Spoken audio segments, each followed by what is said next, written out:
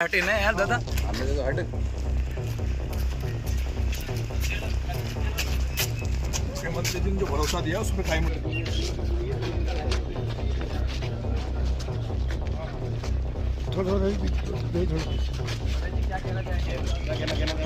जो वादा किया था उसको निभाना चाहिए। जैसे आपका ट्रांसफर हुआ। नरेश मीणा के समर्थकों के लिए बेहद खुशखबरी आई है क्योंकि राजस्थान हाईकोर्ट ने नरेश मीणा की जमानत याचिका को मंजूर कर दिया है। दरअसल झालावाड़ प्रकरण 25 जुलाई को हुआ था, जहां पर 7 बच्चों की दर्दनाक मौत हुई थी। वजह थी स्कूल की छत थी उसके गिरने के बाद। जब अस्पताल में बच्चों के शव लाए गए, घायलों को अस्पताल में इलाज चल रहा था, इसी दरमियान नरेश मीणा अपने समर्थकों के साथ झालावाड़ में अस्पताल मोर्चरी के बाहर पहुंचे, जहां पर धरना शुरू कर दिया। लेकिन पुलिस ने नरेश मीणा के साथ साथ उनके समर्थकों को भी वहां से खदेड़ा, हल्का बल प्रयोग करके। लेकिन जैसे ही पुलिस को लगा कि नरेश मीणा की वजह से वहां पर भीड़ ज्यादा तादाद में बढ़ने लगी है, उसको लेकर नरेश मीणा को पुलिस ने हिरासत में लेकर थाने ले गई। उसके बाद उसको जेल भेज दिया गया। करीबन 1 महीने बीत जाने के बाद अब नरेश मीणा की जमानत याचिका मंजूर की गई है।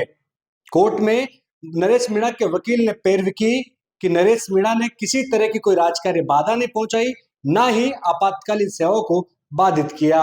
इसके बाद जज ने एकलपीठ की सुनवाई में जज ने जमानत याचिका को मंजूर कर दिया।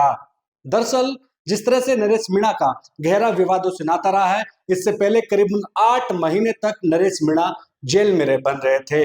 वजह थी समरावता कांड, जहां पर एसडीएम अमित चौधरी को जिस तरह से नरेश मीणा ने वहां पर थप्पड़ जड़ा, उसके बाद जो हिंसा हुई उसको देखते हुए नरेश मीणा को पुलिस ने गिरफ्तार किया था और 8 महीने तक बड़ा आंदोलन भी चला। लेकिन नरेश मीणा को आखिरकार जेल से बाहर आया गया। जैसे ही नरेश मीणा जेल से बाहर आए, उसके बाद फिर से वो जनहित के मुद्दों को ध्यान में रखते हुए लगातार आंदोलन की चेतावनी दे रहे थे। लेकिन इसी दरमियान झालावाड़ में स्कूल की छत गिर गई, जहां पर 7 बच्चों की दर्दनाक मौत हो गई और इसी को ध्यान में रखते हुए नरेश मीणा वहां पर धरना स्थल पहुंचे थे।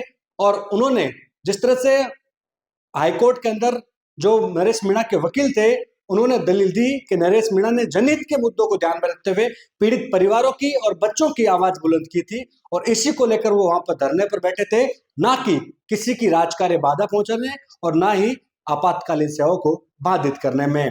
ऐसे में अब नरेश मीणा जेल से कुछ ही घंटों बाद बाहर आने वाले हैं और उनके समर्थकों में काफी खुशी का माहौल है, क्योंकि नरेश मीणा के पिता के साथ कुछ समर्थकों ने शहीद स्मारक पर जयपुर में धरना दिया था। हालांकि उनका कहना था कि हम ये धरना नरेश मीणा के लिए नहीं, बल्कि ये सत्याग्रह उन पीड़ित बच्चों के लिए है जिनके अकाल मौत का वो शिकार बन गए और पूरे भ्रष्टाचार के सिस्टम का शिकार बन गए।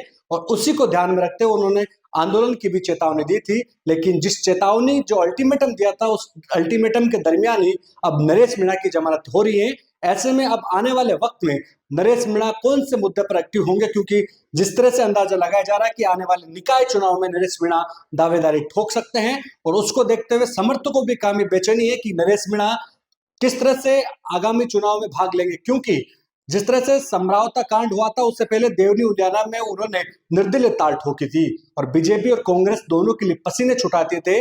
लेकिन जैसे ही ये पूरा तरह से कांड हुआ तो राजनीतिक माहौल गर्मा गया। कोई बीजेपी हो या फिर कांग्रेस, दोनों के लिए नरेश मीणा मुसीबत बनते आ रहे थे। ऐसे में अब नरेश मीणा एक बार फिर से जेल से बाहर आने वाले हैं और किसके पसीने छूटने वाले हैं, ये देखने वाली बात होगी।